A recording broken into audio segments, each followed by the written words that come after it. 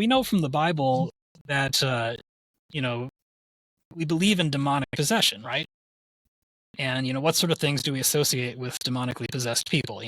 Levitation, spewing foul liquids, preternatural strength. And we know that the Gospels say that animals can be possessed too, like pigs. And so, well, if you have a demonically possessed crocodile, how is that not a dragon?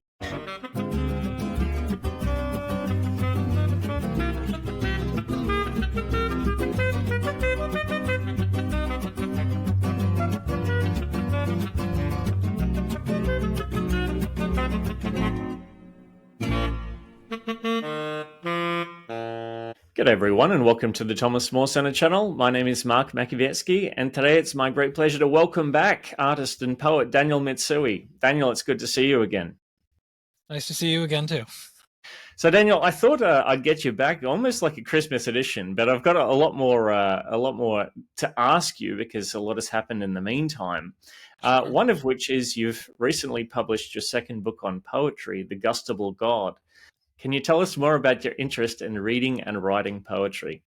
Well, I'm really happy that you asked that because I don't get to talk about the poetry that often. Most people just want to talk about the visual artwork. If you had asked me when I was maybe, 17, 18 years old what I wanted to do with my life, I might have said I want to be an artist or possibly a poet, and I might have said I want to be a poet, maybe an artist. Both of those forms of expression were very important to me from an early age. I think I decided to focus on visual art, probably when I was about college age. I sensed, I think correctly, that I was a bit more advanced there and a bit closer to being able to do it at a professional level. And so I set aside the poetry for a long time. And I think partly the problem was I didn't really have a good subject for poetry, something I really wanted to write about. I was very interested in the forms and the language, but I didn't really have a subject for it.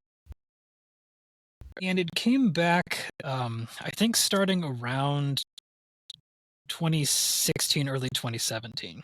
And at that time, my wife, Michelle, is a musician, among other things. And at the time, she was working as a choir director for a church that programmed a lot of Christmas music. She was in charge of the concert, she was in charge of midnight mass and carol services, and a lot of votive masses. So she did a lot of research into Christmas music. And she's definitely the sort of choir director who does not like to sing the same obvious choices over and over again. She likes to dig a little more deeply and find very interesting repertoire. And so I was, trying to assist a bit with that and became kind of fascinated with all these sort of carols and musical traditions myself. I was looking at sort of like 15th century macaronic carols from England. We were looking at some things that were recorded in Appalachia, looking at shape note hymns, a lot of different, musical and poetic traditions. And around that time, I got an idea for writing a carol of my own. It was an Advent carol called Mary Bears Emmanuel. And that was, I think, right in like January of 2017 that I wrote the first serious poem I had in a long time, and I thought it was pretty good. And it's the first poem in my first collection, which is called The Wretch on the Gallows Tree. And I realized that I like writing about the same subjects that I draw. I'm fascinated with religion and with liturgy and with theology, and particularly in the medieval expressions of those things.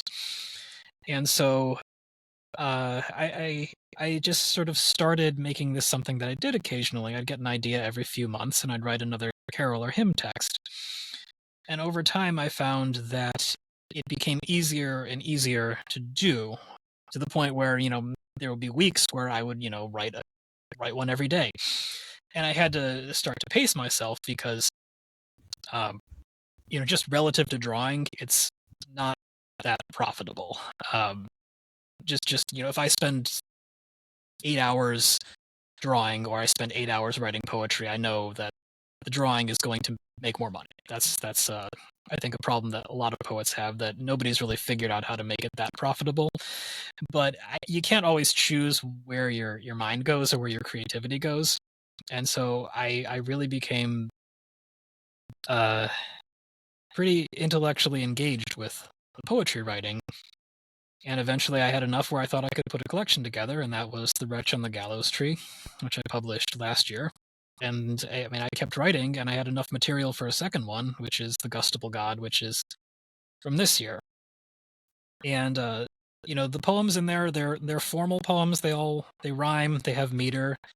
I like to write in uh, the sort of archaic English that you would expect from hymn writers or liturgical translators.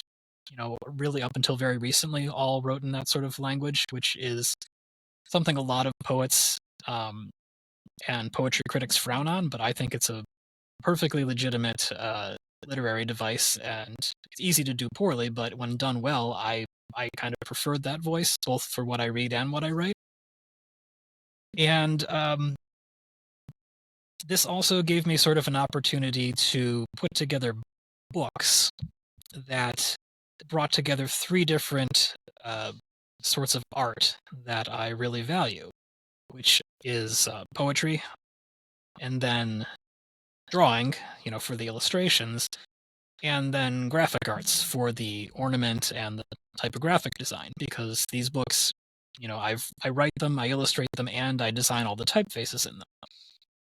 And so it's sort of like a very satisfying to put together something that's kind of a complete work with an integrity to it. That's kind of all mine in terms of everything you see on the page.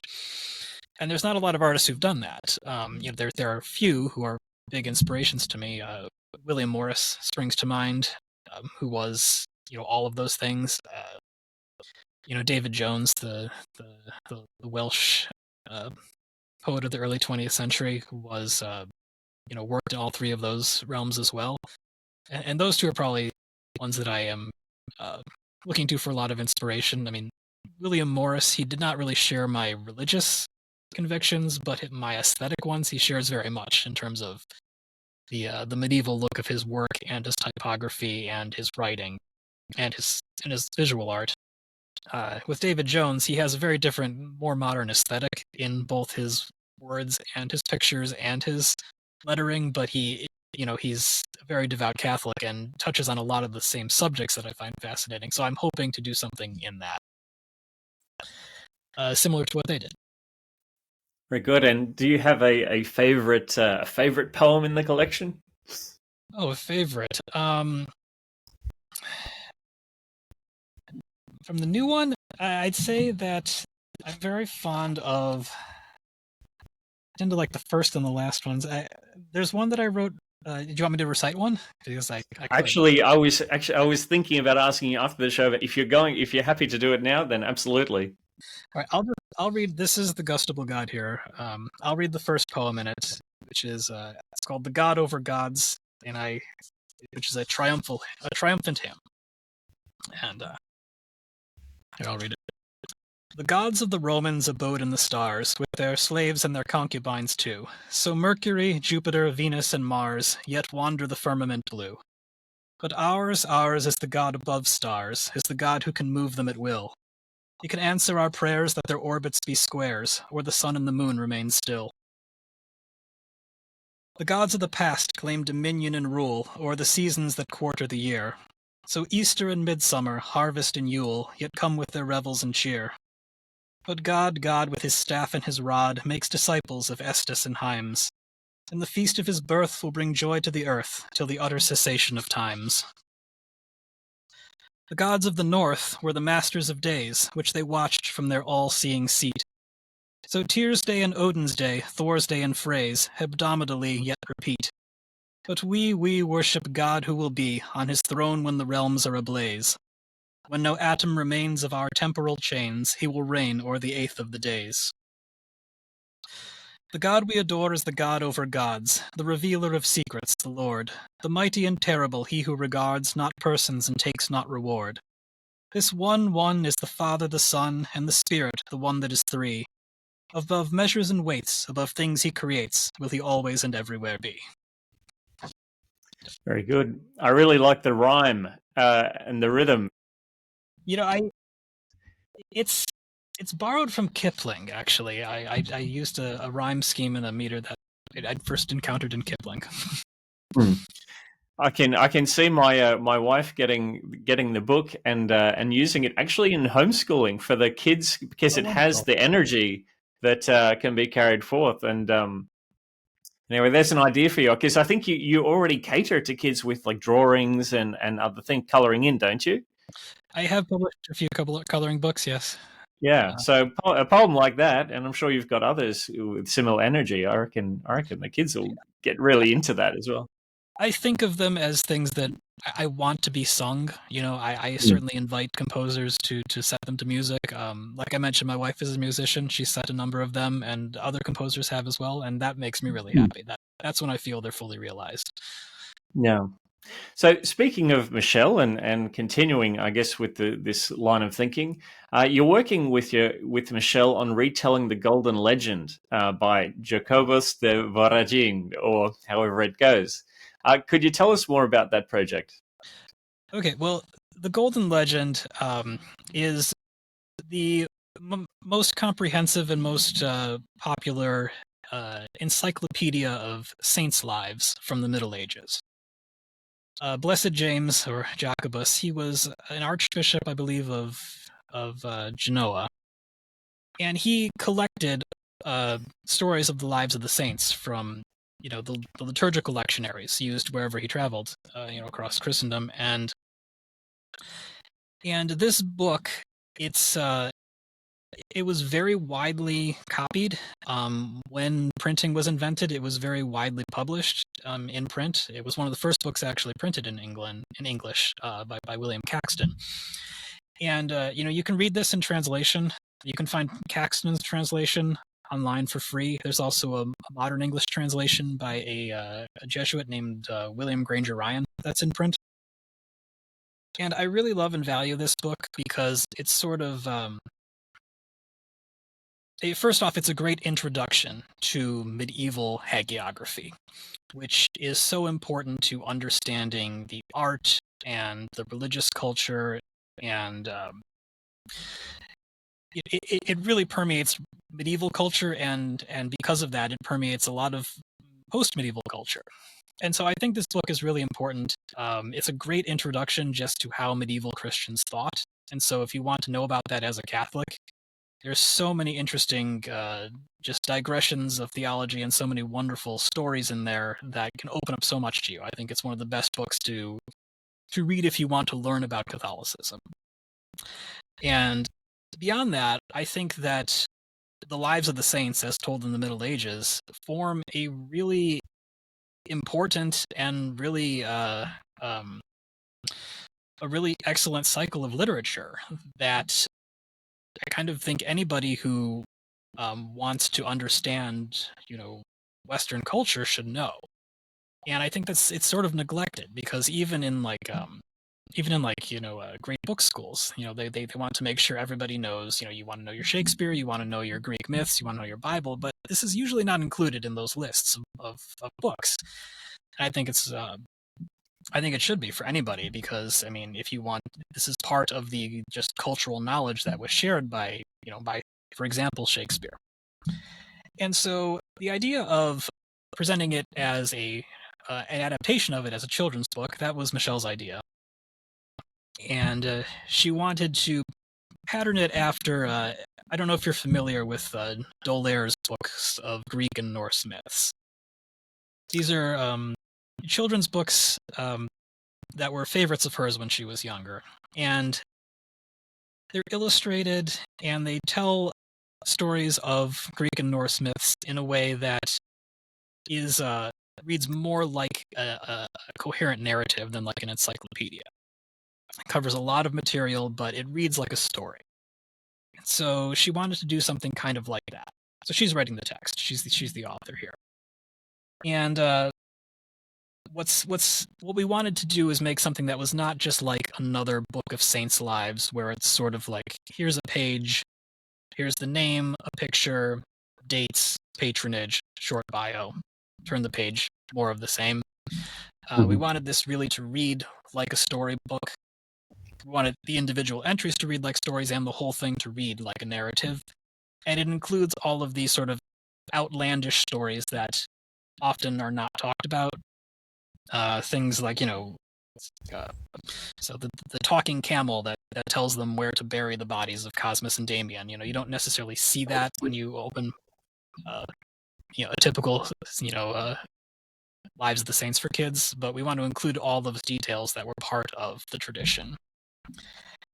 And yeah, we're pretty excited about it. It should be out maybe 3 years or so. We have a publishing contract with Ignatius Press, and I'm illustrating and designing it. And well, if you have any questions, then I could tell you what I'm doing artistically with it. Oh, well, go ahead. I was thinking it would be a great Christmas present, but a Christmas present for 2028 maybe. Yeah. Tell us more about the artistic side. Well, I wanted the art to pay tribute to.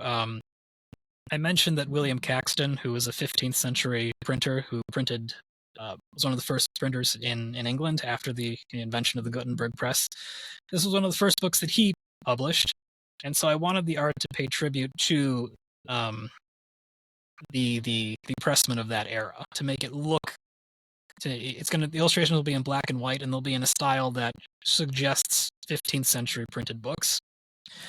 The Golden Legend was also one of the first books published by the Kelmscott Press, which is William Morris, whom I've already mentioned. He founded this, and that's sort of the beginning of the fine press books movement, sort of a part of the arts and crafts movement where he wanted to revive the craftsmanship of medieval printing.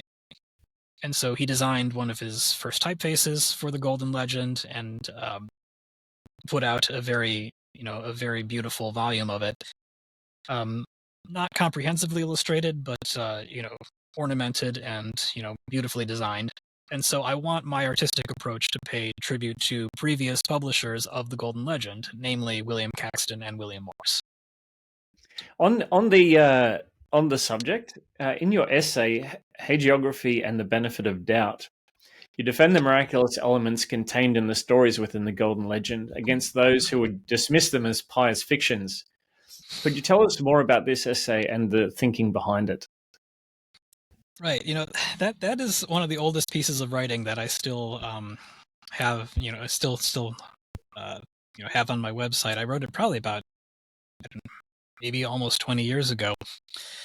And I think it actually came about due to an argument that I had with somebody who was talking about some of these medieval saints legends, and I felt was treating them kind of like a joke.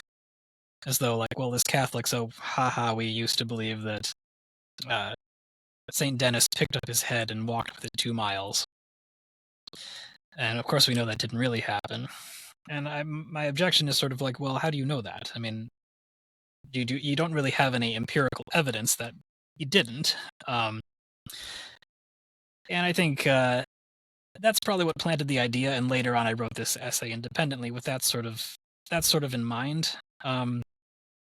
Because I think that a lot of people in modern times, when they look at these saints' lives, an incident like Saint Denis carrying his head, they will theorize, oh, well, this is the result of people misinterpreting a statue of him holding his head. Or this is the result of maybe there's 2 different sites that wanted to claim his relics, and so they made up this story. But there's no evidence, no direct evidence that that's the case. There's not like a document that is like a smoking gun that shows somebody making up this story. It's just that we sort of refuse to believe that that sort of miracle happens. And that sort of bothers me because I think it really undermines the truth claims of our entire religion on philosophical grounds. And we want to be very clear here. The legends of the lives of the saints are not of the same level as sacred scripture. It's not something you're required to believe. Certainly, I don't believe they're inerrant, and Blessed Jacobus doesn't believe so either. If you read the book, he's very clear to say when he says, well, this is pretty doubtful because the chronology doesn't line up, or this is from an apocryphal source that we know was tainted with, heresy or whatever. He's very clear about that when he knows that, but he doesn't go out of his way to dismiss the stories just because they seem weird. And I think that, there's like that document that came, from uh, it's one of the Vatican II documents that talks about like purging the lives of the saints of things that smack of mythology. I think that's usually how it's translated in English. And you could charitably read that as saying, well, that means, don't, continue to tell things that we can tell were borrowed from like a pagan source. But I think that's largely interpreted to mean that if it just seems weird, too weird, then we just pretend it didn't happen.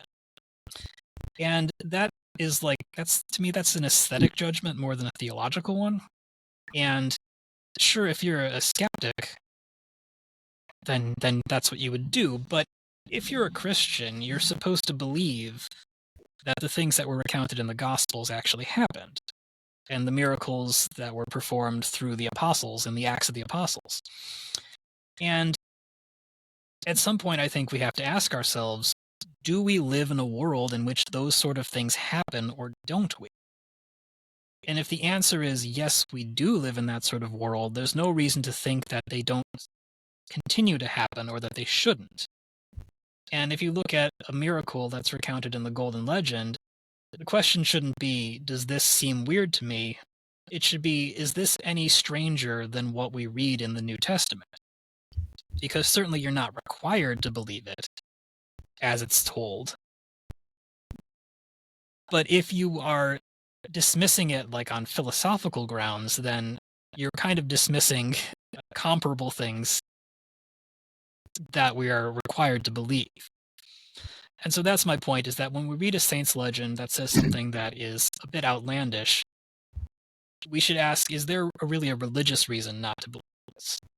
And not just because it strikes us as strange. And I think that it kind of undercuts us when the only miracles we're really willing to believe in are, like, oh, well, somebody was cured of an internal illness, or there was some celestial phenomenon that happened and people saw it and then things went back to the way they were.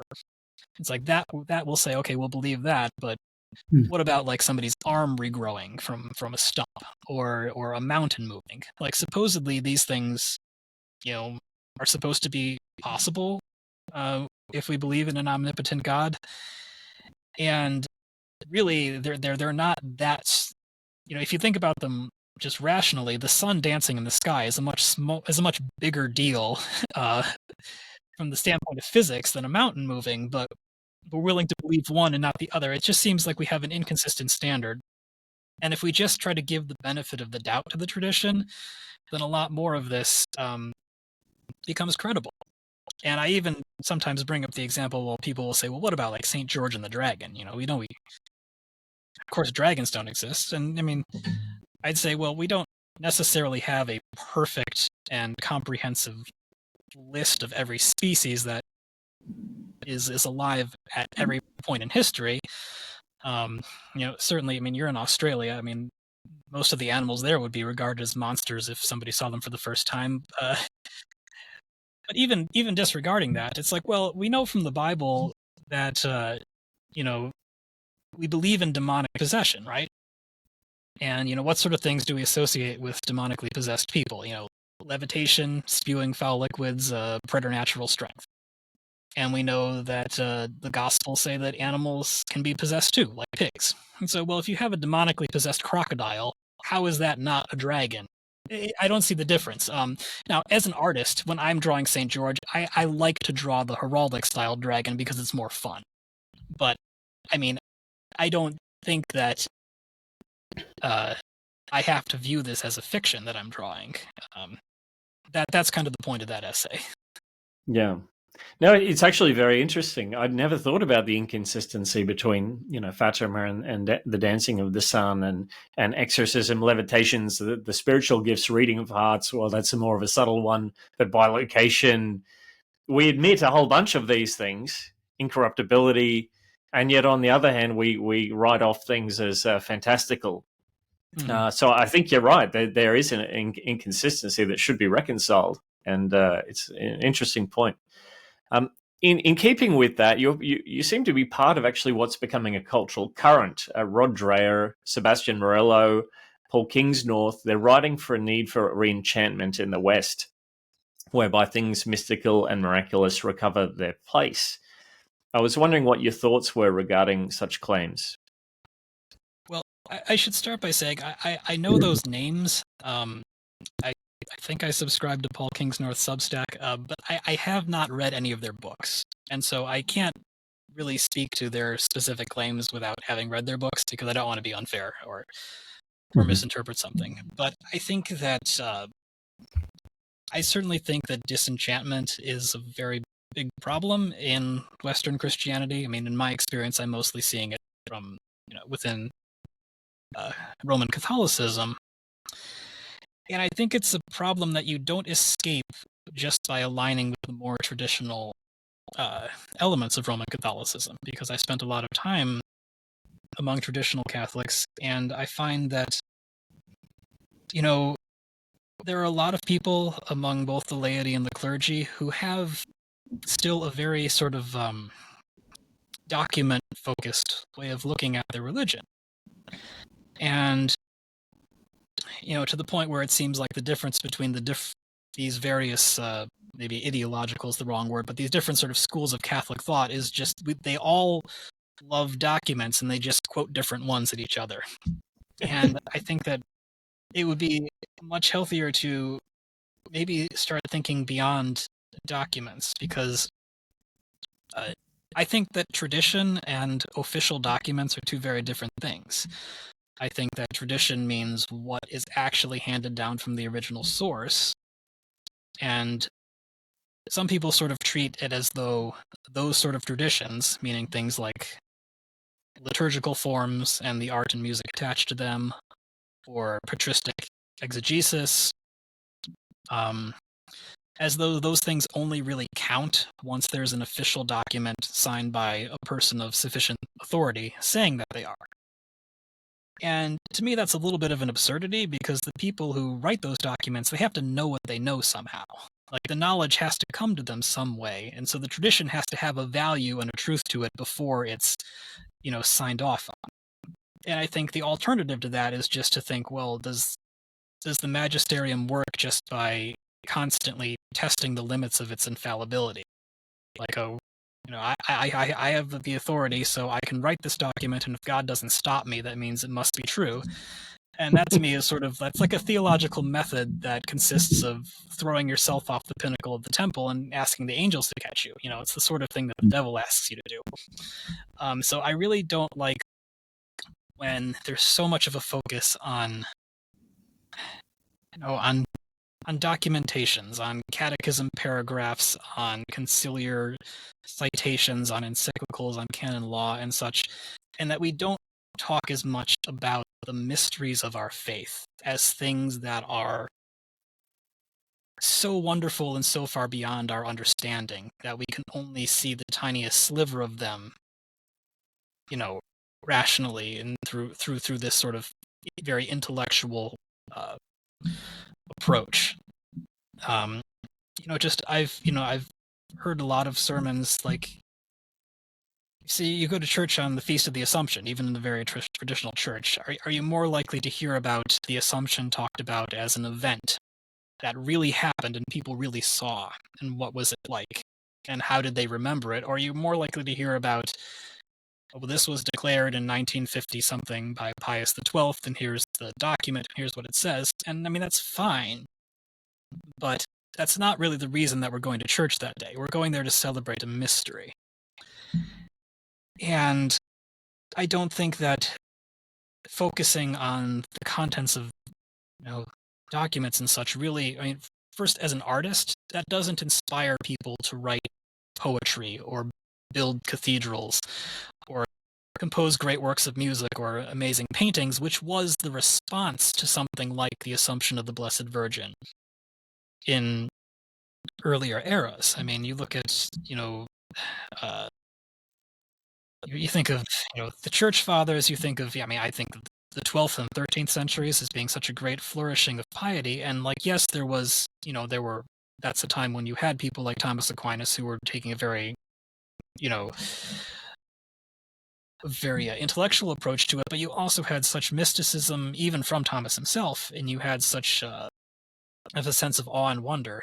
And so I encourage people who are is serious about their religion, maybe to think a little less in terms of what the documents say and more about going to the tradition itself and really trying to have a response to that. And by Mm. the tradition itself, I mean, read the scriptures. I think look at the church fathers, look at the art and the music that were inspired by the sacred liturgy um, during earlier centuries. I can't claim to have an answer to all the problems, but that's what I do, and that's what I encourage anybody to do who asks me. So moving on to the modern world, I suppose, which is AI. We spoke about that briefly in the Oh, last interview. And here I was thinking back in the early days, which it still is relatively, that it posed an existential threat to artists such as yourself. But I've found that my exhaustion with AI art, quote unquote, and its prose is making me think that it's going to produce a craving for what's real. And so I was wondering what your assessment was. Do you think AI might actually increase demand for your work? well, I mean, I don't think anything good will come of it. Let me start by saying that. I mean, I pretty much hate everything about it, but um, my experience is that over the last few years, I have not seen a decline in commissioned work for original artwork. I think that that's probably helped a bit by the fact that I do the sort of art that I do, which is, religious art tends to attract patronage from people who really value authenticity and doing things the old way. I think there's probably a lot of very good artists who work in somewhat different subjects who probably are feeling it a lot worse. Something I like to say is that all good art comes into being on the far side of a diminishing return. Artistic excellence never really makes sense from a purely economic standpoint because all really good art is better than it has to be to make the amount of money it does. And so, really, any artist who works for somebody else who's really motivated mostly by profit, whether that's a publisher or a movie studio or in the realm of commercial art, is going to be hurt by this because, and the art's going to suffer. Um, so I have not felt that problem, but I know that many people whom I respect and care about do. So I don't want to dismiss it. I do think I've seen a decline in print sales, and I imagine that's probably due to the fact that it's harder to find things on the internet with all the glut of AI imagery and botched-rated articles. It's very hard to find things nowadays. I've found, and I imagine that just means fewer people are being exposed to my work. I'm probably getting by mostly because I had an existing reputation, but I feel sorry for anybody who's starting out now. As for the idea of where it's going, I mean, I think that a lot of this enthusiasm for so-called AI is, built on false hopes because it's not really intelligence. I think that intelligence is about trying to connect to use human faculties to connect to a higher truth, to the realm of beatitude, to the realm of infinity. That's what intellect is. It's I don't have the precise philosophical definition, but it's about starting at the level of human sense perception and human cognition and moving up to the realm, where God is. And what these machines are trying to do is they're starting at a lower level, the realm of pure quantity. Because a computer can only understand quantity. No matter how many ones and zeros it's processing, it's only processing ones and zeros. That's the only thing it can understand. It's the only thing it can process.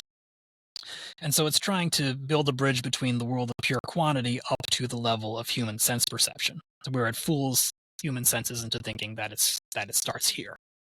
So the whole thing's an ontological shift downward. And I don't think that it's possible for it to ascend to the level of generalized intelligence. At most, it's just kind of giving you, the average of its data set. And if you put enough data in it, then it can become convincing. But I think once people realize how few of its promises are going to be realized, that maybe the bubble will burst then, because I mean, it looks like a bubble to me, given how much money is being poured in and how little is actually being produced. That's my hope, but I mean, I'm certainly no prophet of these things. Yeah. Yeah, no, it strikes me as lacking insight. All it can do is repeat, and it'll repeat, bad claims, even if there's enough of them. But also, last time we spoke, we discussed the Notre Dame Cathedral rebuild. And since then, the new liturgical furnishings have been unveiled. I was wondering what you thought of them. I've only seen a few pictures online, and most people said they were ugly and were disappointed. And I mean, I agree. And I was a little, I imagine you're asking me because I had really made an argument for not taking the mindset of just trying to make things exactly the way they were when Mm-hmm. a situation like the Notre Dame fire happens. And I imagine some people might point to, this occurrence and say, well, that shows that we should.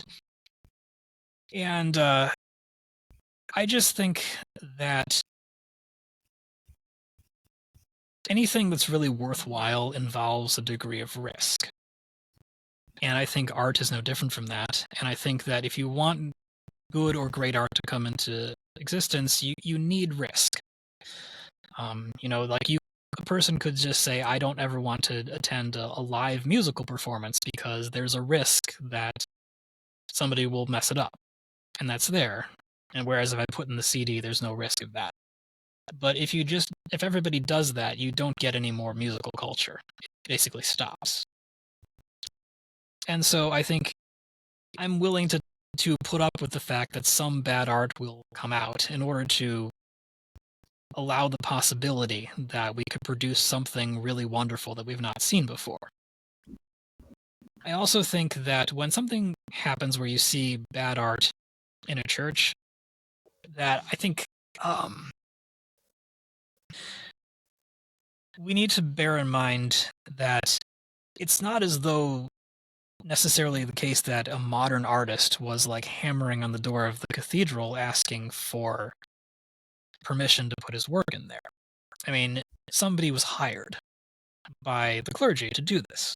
And I think historically that's really been the reason why modern art winds up in Catholic churches. And I'm not categorically against modern art. I don't want to say that because that would be too broad, but I'd say most modernist art is not really very good at expressing religious belief. But I certainly wouldn't say that entirely, so don't take me to say that. But if you go back, like to say the early 20th century, like there was what was the name, Father Couturier, I think. Anyway, in France, there was an influential art journal called the Art Sacré, where some of these, mostly Dominicans, were advocating for hiring the major names of modernist art to for ecclesiastical projects. And so there's a number of churches in France that were made because of this. They hired Le Corbusier, they hired Georges Braque, and various other modernist artists, some of whom were anti-clerical, some of them were atheistic, some of them were Marxists. But they were invited there by the clergy. And in America, it was more the Benedictines. We had like Marcel Breuer received a few very prominent church commissions in sort of the mid 20th century, one of which I've seen. And in these cases, what you have is not artists trying to corrupt the church with modern ideas. You have artists making a school of making their art on their own, and then they're invited in. And I think that, nowadays, I think a lot of people sort of view kind of everything through like a sort of in sort of political terms. And, artists and academics are viewed as being, oh, well, they're anti-traditional source of healing. Subversive. They're weird. Whereas the clergy, they're the bastions of tradition. And it's like, well, I mean, some of them are, but the work of actually preserving Catholic tradition in art and music is largely being done by artists and academics on their own, outside of ecclesiastical patronage. And a lot of the modernism in the church, and I'm talking about aesthetic modernism more than theological here, just because that's what I know about, is directly patronized by high-ranking churchmen. And so when people, I don't want people to think that, oh, well, if we just put more authority in the hands of bishops or if the Pope writes a document, then we'll keep all the bad art out. I mean, I don't really think that's the answer. And historically, a lot of cases when the church has tried to regulate art and music more forcefully, it's not turned out well. I'm thinking of the efforts of Jean Milanus in the 16th century, and really over the course of the 20th century, there was so many documents about sacred music, and that didn't really prevent it from becoming much, much worse over the course of that century. So I don't think that that's the issue. I think that if we want better art to go into the churches, then artists have to make it on their own, and academics have to study the traditions on their own, and lay people should give support to the artists who are making artwork that is within traditional styles and to academics who are studying it.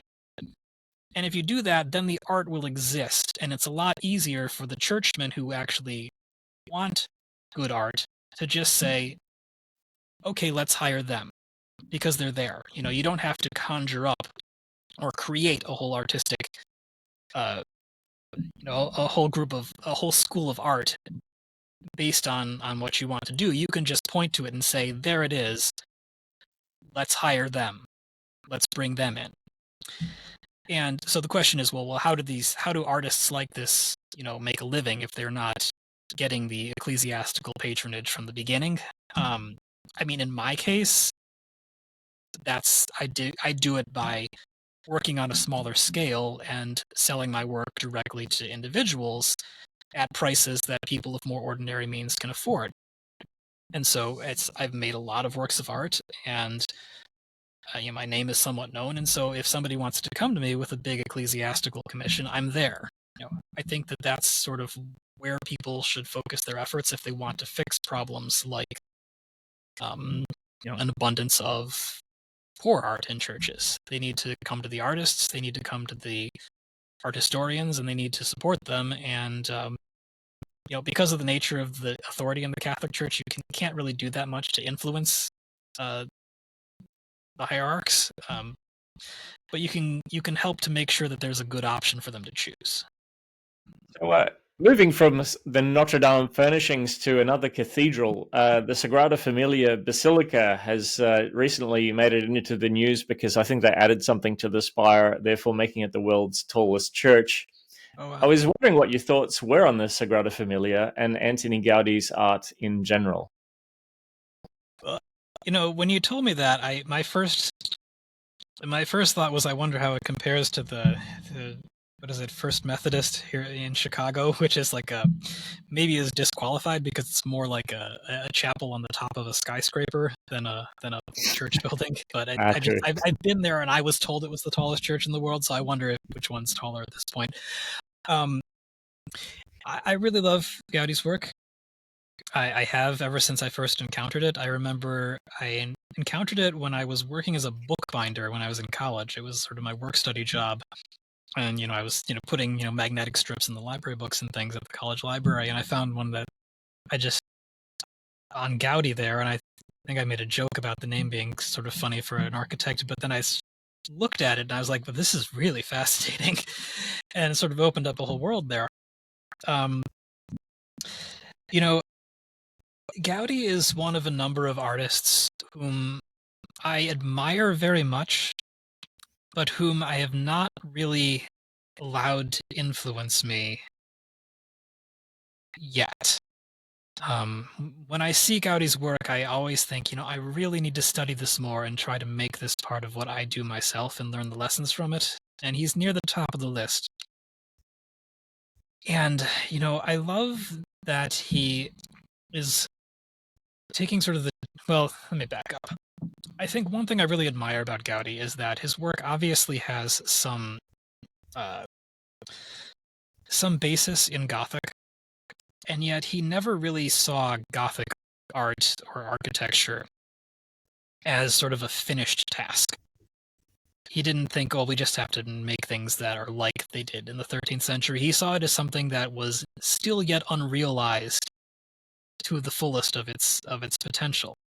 And that I really think is the proper attitude to have toward historical schools of art, especially, I mean, I think of Gothic as the best art that's ever been made, but I also don't think of it as something that was completed. I think it's something that is um, an unrealized form of something much better that ultimately can only be realized in you know in heaven, which we're not going to get there as artists on Earth, but you can always make it better.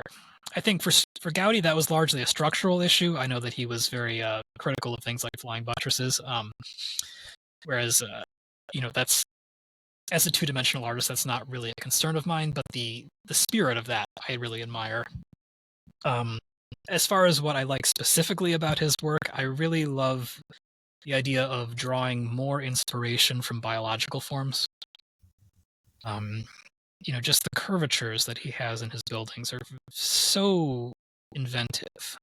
And, the use of things like sea turtles as the bases of columns, or, the stone snails taking the place of crockets. And these are things I really admire about him. I think if I lived in Barcelona, I've never been there, but if I lived in Barcelona and were walking by his art more often, I might make more of an effort to integrate it. Though, actually, maybe that's not true, because I've lived in Chicago for a long time, and I sort of feel the same way about Louis Sullivan, as somebody who I really admire, but have not really um, tried to imitate. I was thinking about him recently because I was in Graceland Cemetery on All Souls Day visiting my grandparents and great grandparents' tombstones, and Louis Sullivan is also buried there, and there are 2 mausolea that he designed in that cemetery as well, which I stopped and looked at for a long time. Right. Yeah. I was just thinking back to Gaudi's the Sagrada Familia. Is that when you talk about the combination of forms, it seems he's merged Gothic almost with the organic descriptions you find in the first temple in the Old Testament, with pomegranates and palms and all these kind of things, and it's so it's bringing that sense of paradise to the Gothic cathedral, which clearly you and I both appreciate. Yeah, no, I hope I can see it someday, but I've never been to Barcelona. I really Yeah. So at Christmas and leading up to Christmas, we tend to encounter imagery of the Nativity in which an ox and a donkey are featured. I was hoping you could tell us more about this symbolism. Okay, well, one thing that perhaps is a continuation of what we were saying about the Golden Legend is that I don't want to discount altogether the possibility that the reason they're there is simply because they were. Um, maybe there just happened to be an ox and a donkey in the stable at that time, and somebody remembered that, and that was passed down. Now, obviously, there's not a perfect historical record that you can say that with total confidence, but I'm certainly open to the possibility that it's rooted in a literal happening. As for its symbolic resonance, I think it's mostly based on 2 different prophecies. There's the one from Isaiah, which is I don't know that I can say it from memory, but it's like the ox knows his master and the donkey knows it's his master's crib. But my people do not know me. And in light of that, the ox and the donkey sort of represent Christians, as opposed to the people of Israel who did not recognize Christ. I think some of the church fathers probably see them as representations of Gentile and Jewish Christians, respectively. I don't remember which ones. I know there is also a passage from Habakkuk that is sometimes translated as "You will be known in the midst of 2 living creatures, 2 living beings." And that is sometimes translated basically as "in between 2 animals." And that I believe is I mean I don't know the Hebrew, but in the Latin that is actually um, an older translation that predates Saint Jerome, because Jerome's passage is a little different, but somehow that the between two creatures, made its way into the liturgy, and I think different church fathers interpreted that to refer to different events in the life of Christ. Um, I believe Tertullian saw that and was saying, well, this is a prophecy of the Transfiguration. And I believe Augustine saw it as, well, this is Christ crucified between two thieves. Um, but obviously, there's the interpretation where you take the word to mean animal in the sense of like a beast, and that is what these beasts are. That's this prophecy come to be realized. The other image that we see at Christmas, or at least those in the East, let's say, is the nativity icon. And if you look closely, the imagery blends the nativity with the resurrection. I was wondering whether you had studied this icon, and if so, could you tell us something about it? Well, I'm familiar with it. I actually mostly attend Byzantine Catholic churches uh, for the last few years, and I will say that Byzantine art has not directly influenced my own that much. Um, I think the Byzantine liturgy has influenced my poetry more than the iconography has influenced my visual art. But part of what you mentioned there is actually a common tradition in the West if you go back to a certain date. And the detail I'm referring to is that if you look at the manger in those icons, it looks a lot like a tomb. It's usually not like a little rickety thing of wood. It's like a square stone type structure. And when you look at the infant in his swaddling clothes, it looks very much like a corpse in a winding sheet. And I've seen that also uh, in Western art, particularly from the 13th century. You see that in stained glass windows from the great French cathedrals, where it's not even in those cases the manger is not really even like a sarcophagus. It's an altar. So you see the wrapped up Jesus uh, basically placed upon an altar of sacrifice. Um, that is pretty striking and theologically suggestive artistic motif. In a few centuries later, I think probably through the influence either of mystery plays or the crushes that the you know that were popularized by the Franciscans, you tended to see a more literal interpretation of the manger, which I mean has its merits also, and so the little altar is not very common after the the 13th century or so, but it is something that is both an Eastern and Western uh, uh, motif. Hmm. It struck me that the tomb womb analogy. It seems to be referring to the new birth. It strikes me as you have the incarnation, in Bethlehem, and then the new birth at the resurrection, and there's something going on there. There's that seem to be mapped onto each other, but yeah, I mean, there's so much food for thought in those icons, but well, like Gaudi, maybe the East can find its way in eventually into your repertoire. But Uh, I reference some of the iconographic manuals that talk about the composition. And so compositionally, it does have an influence on me. Stylistically, not so much, unless I'm specifically being asked to work in that style. I Mhm. figure that is actually one of the few traditional schools of sacred art that is continuous.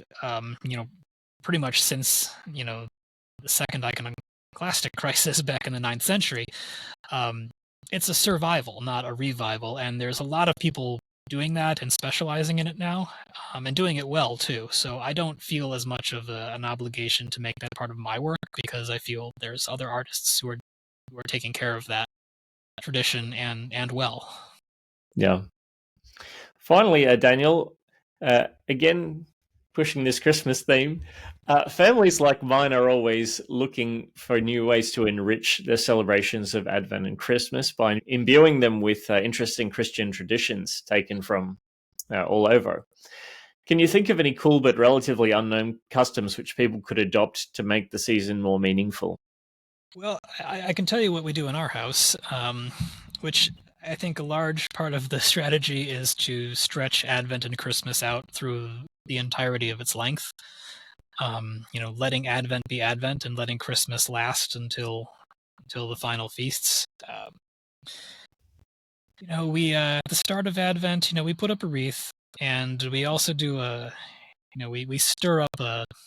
Usually it's a fruitcake, but you can do a plum pudding where there's like three weeks in a row where the collect starts with the word stir up, like stir up our hearts or stir up our minds, and so we sort of jokingly refer to that as stir up tide because I think you're really supposed to do this tradition on the first of them, but we often don't have time. But you take turns stirring in the different eggs and booze and and dried fruit, and then you age, you boil it, and then you age it, and then you serve it during Christmas tide. And we found some recipes for fruitcakes and plum puddings that are actually pretty good. They have sort of a reputation of not being that enjoyable, but it can be done well. We sing Advent carols specifically for Advent during Advent. We like People Look East. I actually have 4 different carol texts for Advent in my first collection of poetry. So if you want to check that out, you can certainly read that. Link in the description. Thank you. Yes, I would appreciate that. So I've written some Advent carol texts. We sing the O antiphons during that series of nights around the Advent wreath. We sort of split the gift-giving occasions between Christmas and Epiphany, which means that everything's not quite over on the 25th. And during that sort of intervening time, we have numerous nativity sets around our house, and the 3 kings sort of make their journey throughout all the different rooms of the house before they finally settle in their respective nativity sets. It's a little sort of journey they make. We get a Christmas tree. We do not decorate it until Christmas Eve, and we do not take it down until either Candlemas or Septuagesima Eve, whichever comes first. So it sheds a lot of needles, but we think that's how it should be done. And really, one thing that I just would encourage people to do is, bringing this back to one of your earlier questions, I really think people should explore Advent and Christmas music more deeply because there's a lot of really, really wonderful music associated with the season. I mean, aside from, the religious mysteries itself, the music is my favorite part of Christmas. And there's so much more than the big 10, 20 carols that everybody knows. And I'd say, really, there's the Hymns and Carols of Christmas website is a really good resource. Choral Public Domain has lots of free sheet music. And just find some carols and hymns for all of these different events of the season, and make them your own, because there's just a super abundance of wonderful options there. I've written a lot of text for them, but as far as ones that I didn't write, we really love. What are some of my favorite Christmas carols? Jesus, Jesus, Rest Your Head by John Jacob Niles, or there's the one that starts Rurate Celi de Super, Heavens to Steal Your Balmy Showers. It's a text by William Dunbar, set by, I think, Ralph Vaughan Williams. That's a favorite in our household. Hail, Blessed Morn, See the Great Mediator, Down from the Regions of Glory Descend. That's my favorite Epiphany song. There's so much there. So please, I'd say I really encourage people to dig a little there and find some special things. It struck me that a potential collaboration between Michelle and yourself is possibly on the cards. You've written these Advent poems, and she's a musician. Surely there is something that can come out of that. Yeah, she's working on setting a number of these to music. The only one that we have available right now is for Candlemas, It's called God is in the Temple Again, and if you want the sheet music for that, you can buy a PDF of it through my website. There's also a larger, like more of a art print that you can buy, but there's a PDF that you can just print out also. So, and that's the one that we have ready for this year. But slowly we're working on she's working on setting more of them to music, but she has a lot of other projects, so it's not really her first priority at this point. Daniel Mitsui joining us from Chicago. Thank you so much for your time. It's great to see you once more. It's great to be here. Thank you.